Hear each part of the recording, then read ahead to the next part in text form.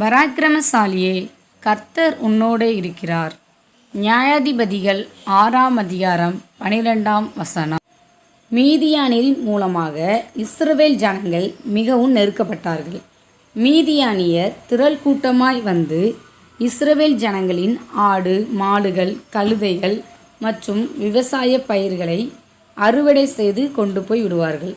அந்த நாட்களில் கிதியோன் பாதுகாப்பாக மீதியானியரின் கைக்கு தப்புவிக்கிறதற்காக ஆலைக்கு சமீபமாய் போரடித்தான்.